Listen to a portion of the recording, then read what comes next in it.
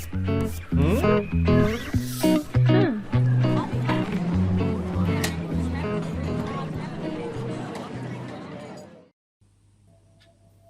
everyone, nice to have you in this second student session.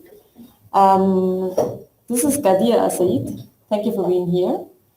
And why do we follow and trust review videos on YouTube, although we are aware of the sponsorship behind it?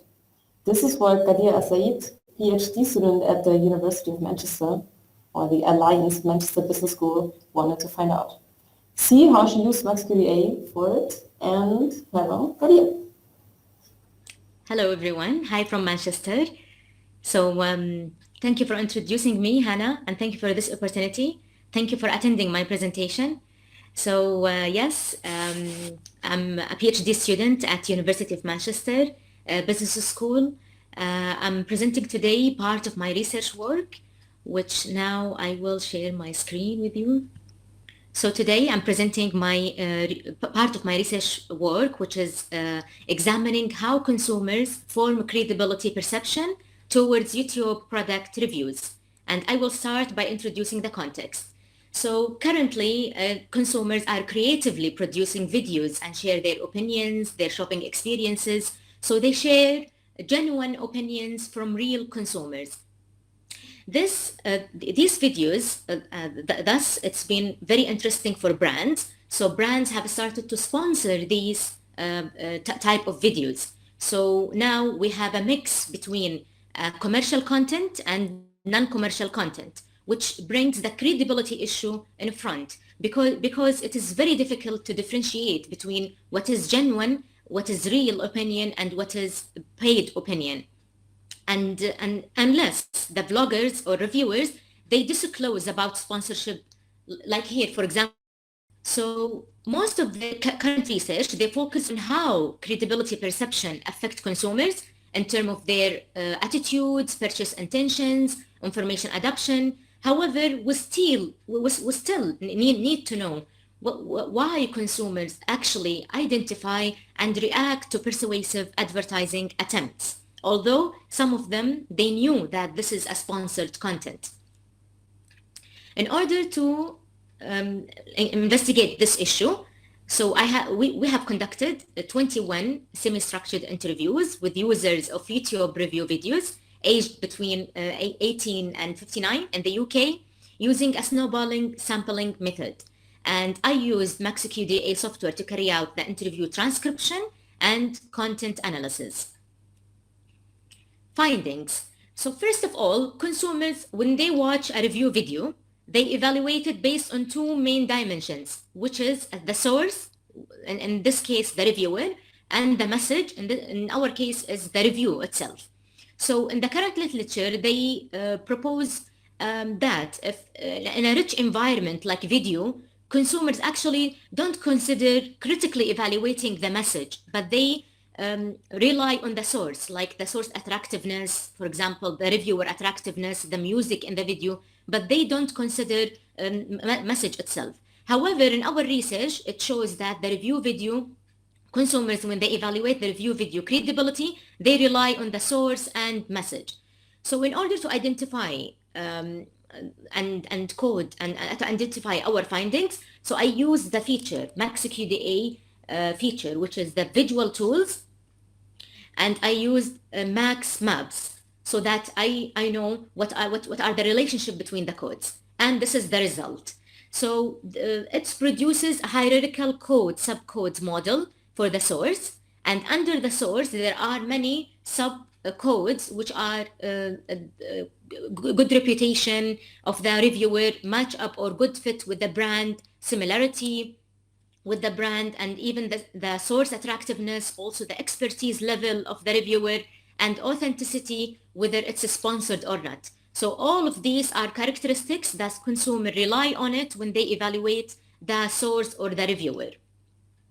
And also I have conducted the same to produce a hierarchical code subcodes model for the message itself. So how consumers evaluate the review in the video. So they rely on review valence, whether it provides positive or negative information or both. review content and the style, and under this there are also many subcodes like the comparison, providing comparison between the products, whether the information accurate or not, whether it is realistic or not, review consistency, also an important factor, new information, and comprehensive and details. So all of this, MaxiQDA helped me to know the relationship between them, which makes it easier for me to identify all of the relationships considering the rich information from all of the interviews. Second, these actually attributes that they rely on it are very important for consumers. So why? Because it fulfills some of their personal needs and values.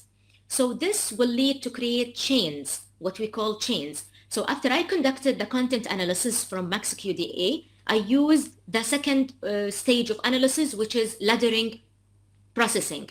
So laddering, it's like producing chains or ladder. So from its name, you build, accumulate ladder, for example, starting from attributes, and then I ask them why these attributes are important for you, like they rely on expert reviewer, they rely on review content and style, and then they will answer me, they will give me consequences. Then these consequences actually are important for them because it satisfies the high level of personal values. So in order to identify this, and it will be clear if I show you how, so I use the MaxiQDA feature, visual tools again, but this time I use code map.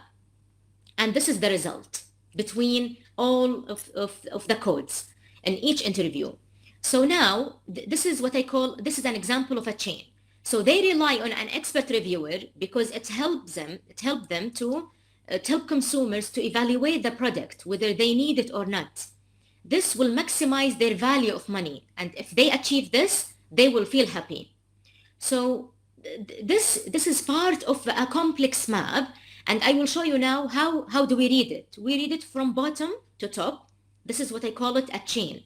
So an expert reviewer will help them to evaluate the product, which will help them to maximize their value of money and eventually happiness. And if you notice, we have a lot of chains which can be linked together, and the numbers here represent how many people they mentioned this, and the thickness of the link, it will show the relationship between the codes. This is really what was really helpful for me to understand all of the chains, because each interviewee will give me a lot of chains and I need to find a proper or logical chain or ladder.